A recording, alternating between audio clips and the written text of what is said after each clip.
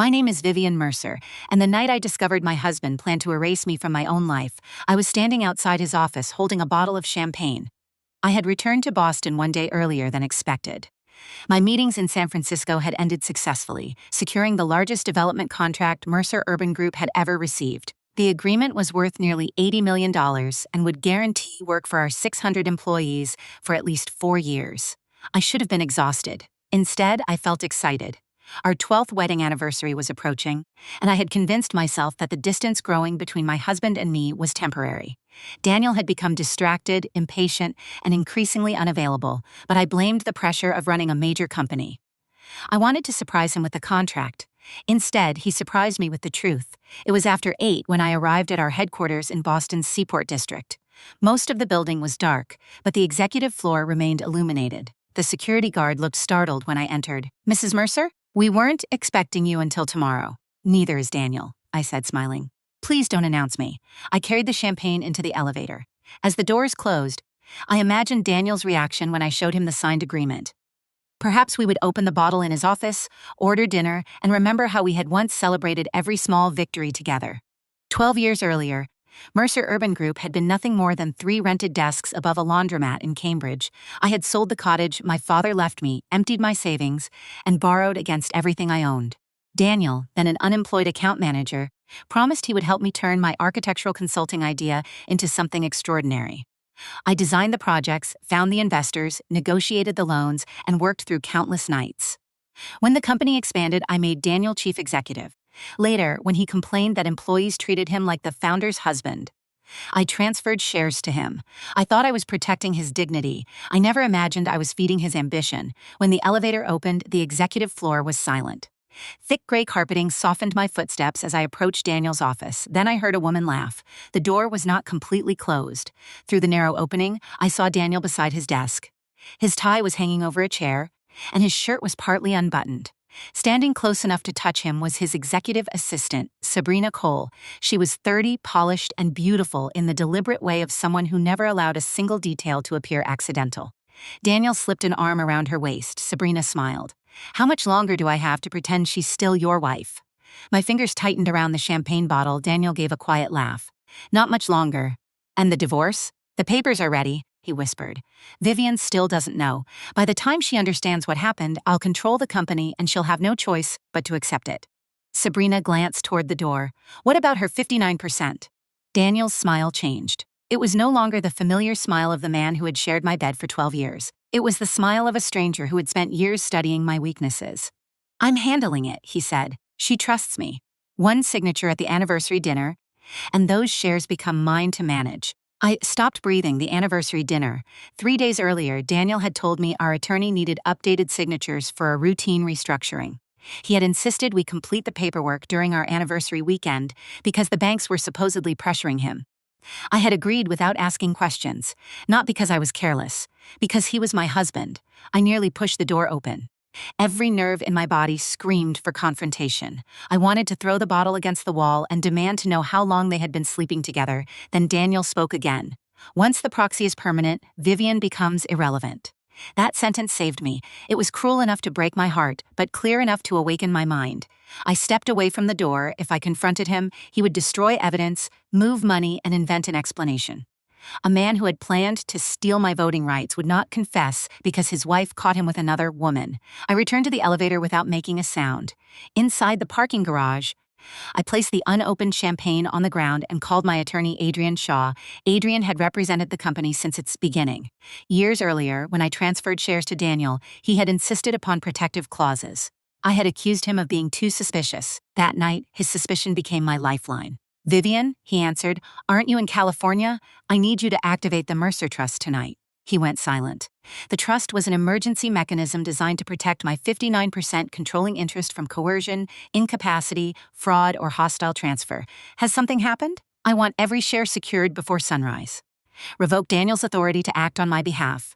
Freeze any uncompleted ownership changes and review every company payment he approved during the past 3 years. "Are you certain?"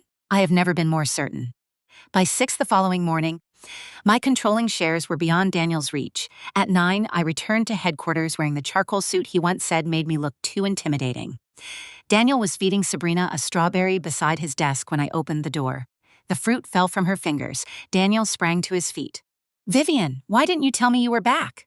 I closed the door behind me. I didn't realize I needed permission to enter my own company. Sabrina grabbed a folder and tried to leave. "Stay," I said. Her hand froze on the doorknob. Daniel forced a smile. "You're obviously misunderstanding. Sit down." For the first time in years, he obeyed without argument. I placed the unsigned proxy documents on his desk. Adrian had found digital copies attached to an email Daniel planned to send me that afternoon. "You wanted my signature?" Daniel stared at the papers. "It's a standard voting arrangement. It gives you permanent authority over my 59%, only for administrative convenience." "And these divorce papers?" The color disappeared from his face. Sabrina turned toward him. Daniel recovered quickly. "I don't know what you're talking about." I leaned closer. "Then perhaps you should explain why a forged divorce decree carrying my name is saved on your private server." Sabrina looked horrified. Daniel glared at her, assuming she had betrayed him. That single glance revealed more than any confession. I had not yet found the document. I had only heard him mention it. His fear confirmed it existed. "I can explain," he said. "You may explain tonight at your mother's house." His expression hardened. "Leave my mother out of this." 7 o'clock, Daniel. "If you aren't there, Adrian will send her a formal notice instead." I left before he could stop me. Daniel called 11 times that afternoon. I answered none of them. At 7, I arrived at the waterfront home occupied by his mother, Lorraine Hale. I had purchased the property after our company completed its first major public project. Lorraine had wept when I handed her the keys and called me the daughter she had always wanted. Daniel arrived seconds behind me. "Vivian, please," he said. "My mother has a heart condition." She seemed healthy when she helped plan my replacement. His face tightened. Lorraine opened the door wearing a cream silk dress and the emerald necklace I had given her for her 60th birthday. "Vivian, darling." "Daniel said you were upset." "I'm not upset, I'm informed." The warmth disappeared from her face. We entered the dining room. Dinner had been arranged as though presentation could conceal betrayal. I placed the proxy agreement on the table. "Were you aware your son planned to obtain control of my shares before serving me forged divorce papers?" Lorraine looked at Daniel. That was enough, she knew. Then her expression shifted from caution to contempt. "My son gave 12 years to your company," she said. "He deserves more than a title you can take away whenever you please. The company exists because I created it." "And what kind of marriage did you create?" she snapped. "You're always traveling. You care about contracts more than family. You couldn't even give Daniel a child." The words struck the wound she knew I carried. 9 years earlier, I had lost a pregnancy during a brutal period when the company was near bankruptcy. Daniel visited me once in the hospital, claiming investors needed him. Lorraine later suggested the miscarriage had happened because I was too ambitious to become a proper mother. I had forgiven them both. That was the most expensive habit of my life. "So this is about a child?" I asked. "It is about Daniel having a future financed by me." Lorraine slapped her hand against the table. "You think money makes you better than everyone?" "No, but it does help me remember who purchased this house." She laughed. "The house belongs to me, temporarily." I called Adrian and put him on speaker. "Begin recovery proceedings on the Harbor Point residence," I said. "Also review the vehicle, investment account, and vacation property held under Lorraine Hale's name." Lorraine's face collapsed. "You can't do that," Adrian answered calmly. "The residence was transferred under an asset protection agreement. Fraud or conspiracy against Ms. Mercer triggers recovery rights." Daniel seized my wrist. "Stop this." I pulled free. "You prepared to steal my company and discard me. Why should your mother continue living in a house I paid for? Because she is family, and I was your wife." Silence filled the room. I removed another document from my bag. It was the agreement Daniel signed when I gifted him an additional 11% of the company. The shares would return to me if he committed fraud, concealed marital assets, or used company property to support an affair. Daniel read the clause twice. "You trapped me. I protected myself. You supplied the reason." His anger vanished, replaced by panic. He lowered his voice. "Sabrina meant nothing. Fire her if you want. We can forget this happened. You intended to forge a divorce and steal my voting rights." My mother pressured me. "I felt powerless beside you." "That is not powerlessness, Daniel. It is resentment wearing an expensive suit." I told him to attend an emergency board meeting at 9 the next morning and surrender his executive authority. He arrived 10 minutes late, with Sabrina beside him. The directors, legal counsel, finance chief, and head of human resources were already seated. Sabrina attempted to take her usual place. "You are suspended," I told her. Daniel slammed his folder onto the table. "Our marriage has nothing to do with corporate operations." "You're right." I pushed a set of audit reports toward him. "Explain these." The reports showed 3 inflated contracts awarded to Northline Procurement, a company Daniel had personally approved. Prices had been raised by as much as 30%. The excess payments moved through 2 shell businesses before reaching accounts connected to Lorraine's brother. The suspicious transfers totaled more than $2 million. Daniel barely glanced at the documents. Accounting errors. Our system shows you waived competitive bidding. That is the CEO's discretion. The money paid for your mother's investment properties and Sabrina's condominium. Every person in the room turned toward her. Sabrina staggered backward. I didn't know, she said. Daniel told me the condominium came from his investment profits. Daniel rounded on her. Be quiet. I watched them begin to turn against one another. Greed creates loyal partners only while the money is flowing. I ordered our technology director to lock their accounts and preserve every email, message, and financial record. Then I placed the suspension resolution before Daniel. He refused to sign. You think this company can survive without me? He demanded. I'm the face clients trust. Before I employed you, you were 6 months behind on rent. His hand shook. The board voted. Daniel was removed as CEO. As he walked out, Adrian received a message from the auditors. Northline Procurement was controlled by Eric Voss, one of Daniel's closest friends. They had discovered evidence suggesting the inflated contracts were not isolated transactions, but part of a plan to drain the company gradually. The affair was only the loose thread. When we pulled it, an entire criminal scheme began to unravel. That evening, Sabrina attempted to leave Boston. She booked a flight to Miami and began packing the condominium Daniel had purchased for her. Adrian and I reached her building before she departed. Her suitcases were open across the living room floor. Inside were jewelry, cash, company documents, and a laptop. You cannot enter without permission, she said. The condominium was purchased with stolen corporate funds, Adrian replied. You may cooperate voluntarily, or we can return with investigators. Her defiance disappeared, then Daniel called. I instructed her to answer on speaker. Are you at the airport? He asked immediately. Not yet. Take the laptop and deed, delete every email about Northline. If anyone asks, the apartment was a personal gift. Do not mention the contracts. Sabrina stared at me. Daniel, she whispered, Vivian is here. The line went dead. She began crying. He said you were already divorced. He said you treated him like an employee. And when did he explain where the money came from? She said nothing. I pointed to the laptop. This is your last opportunity to cooperate. After several minutes, she opened a hidden directory containing copies of Daniel's messages, payment schedules, and recordings. She had saved everything because she feared he would eventually abandon her. One audio file contained Daniel speaking with Lorraine. 2 more years, his recorded voice said. By then enough money will be outside the company. Once Vivian signs the proxy, we can leave her with the debts. Lorraine replied. Keep reminding her that no one else will want a woman who cannot have children. She will sign before she risks losing you. I listened without moving. They had turned my deepest grief into a business strategy. Sabrina covered her face. I'm sorry. You aren't sorry you participated, I said. You're sorry the plan failed. We secured the evidence and notified investigators. Near midnight, I received a call from Samuel Price, Daniel's former driver. He asked to meet in the headquarters parking garage. Samuel had resigned 2 years earlier without explanation. When I met him beside a concrete pillar, he handed me an envelope containing photographs, travel records, and a picture of the forged divorce decree. Mr. Hale threatened me when I asked questions, he said. But there's more. He kept duplicate financial ledgers in a safe at his mother's house. Where? Behind the family portrait in the upstairs study. We contacted police, but someone warned Daniel. By the time we reached Lorraine's house, Eric Voss was coming down the staircase carrying a metal lockbox. Lorraine blocked our path. This is my home, purchased with my money and used to conceal evidence from my company. Daniel rushed toward me. Vivian, don't make this worse. I looked at the box in Eric's hands. Put it down. When he refused, the officers accompanying Adrian entered. Eric surrendered the box. Inside were payment ledgers, shell company seals, bank statements, and encrypted drives. But at the bottom was an empty space shaped like a large folder. Samuel stared at it. There was a red file there. Daniel smiled. It was a small, ugly smile from a man clutching his final weapon. You haven't won, he said. Security footage showed Lorraine handing a red envelope to an older woman shortly before our arrival. I recognized her as Naomi Pierce, my late father's former bookkeeper. Minutes later, Lorraine sent me a message. Stop now, or everyone will learn how your father really obtained the cottage you sold to start the company. For the first time that night, fear broke through my anger. My father had been dead for 8 years. The cottage was the only valuable property he ever owned. He had transferred it legally to me before his death, and I sold it to finance Mercer Urban Group.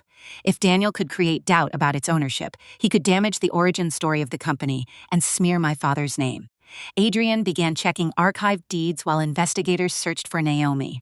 I remembered that whenever Naomi felt frightened, she went to a small chapel in Worcester where my father had volunteered. We found her there before dawn. She sat alone in a back room holding the red folder. When she saw me, she began to cry. "Lorraine threatened my son," she said. "She made me sign an affidavit claiming your father stole that cottage from his brother. Was it true?" "No. Your grandfather left it to him. The original documents prove it." She handed me the folder. Inside were altered deeds, a false affidavit, and an edited audio recording. The documents would not have survived forensic examination, but they could have caused enormous public damage. "Will you testify?" I asked. Naomi nodded. Before Adrian could record her statement, my phone rang. Daniel's voice came through. "You found her. It's over." "No," he said. "Come to the company. You have 30 minutes before I destroy everything you built." A fire alarm screamed behind him. Police and firefighters were already evacuating headquarters when we arrived. Daniel had locked himself inside his former office on the 24th floor. No employees remained inside, but he refused to surrender. 2 officers accompanied me upstairs. Red emergency lights flashed across the hallway. Smoke from burned files drifted beneath the office door. "Daniel," I called. "Open it. You took everything," he shouted. "My company, my home, my future. It was never your company." Something shattered. Then the lock clicked. The officers entered first. Daniel stood behind the desk holding a flash drive. Papers covered the floor, one curtain was scorched, and our anniversary photograph lay smashed beside him. "You won," he said. "Is that what you wanted to hear?" "I wanted the truth. You always made me feel insignificant. Everyone knew you were the real power. I gave you authority, respect, shares, and my trust. You converted them into weapons." He lifted the drive. "These are the backup ledgers. If I go down, the company goes with me." Mara gave us the red folder. "Sabrina surrendered your emails. Samuel provided the forged decree. Eric was caught removing evidence, and Naomi is giving a statement. That drive is not leverage. It is evidence." His hand lowered. For the first time, Daniel understood there was no escape. "Sabrina betrayed me? You betrayed everyone." The officers restrained him. As they led him toward the elevator, he stopped beside me. "Did you ever love me?" The question hurt more than I expected. "Yes," I said. "That is why what you did cannot be forgiven." 3 months later, Daniel, Eric, and Lorraine faced charges involving fraud, forgery, embezzlement, conspiracy, and destruction of evidence. Sabrina testified in exchange for consideration of her cooperation, though the condominium and every gift connected to stolen funds were seized. Daniel's attorneys argued that he had lived in my shadow and acted under emotional pressure. The evidence showed something less sympathetic. A deliberate plan developed over several years to empty the company, obtain my voting rights, and discard me with its debts. He was convicted. Lorraine lost the waterfront home, her investment properties, and the accounts funded with corporate money. She sat in court wearing none of the silk, pearls, or certainty that once made her believe consequences belonged only to other people. I signed the genuine divorce papers on a rainy October morning. They were only 12 pages, yet they carried 12 years of marriage, 1 lost child, countless sacrifices, and every excuse I had ever made for a man who confused love with access. Afterward, I rebuilt Mercer Urban Group. We commissioned an independent audit, replaced the finance leadership, introduced stronger approval controls, and returned recovered funds to the company. I met personally with employees whose jobs had been threatened by Daniel's theft. The company survived because it had never depended upon his smile as much as he believed. On the anniversary of my father's death, I visited his grave with white roses. "I almost let them rewrite your life," I whispered. But they failed. The wind moved gently through the trees. For years, I thought strength meant keeping everything together. My company, my marriage, Daniel's pride, and Lorraine's approval. I understand it differently now. Sometimes strength is knowing what must be allowed to fall. When I returned to headquarters that evening, the receptionist looked up and smiled. "Good evening, Ms. Mercer." Not Mrs. Hale. Not Daniel's wife, Vivian Mercer. I entered the elevator and watched the city grow smaller beneath me. The building no longer felt haunted by the life I had lost.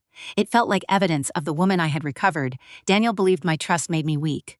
Lorraine believed my grief made me controllable. Sabrina believed taking my place meant taking my life. They were all wrong. Trust is not weakness. Love is not surrender.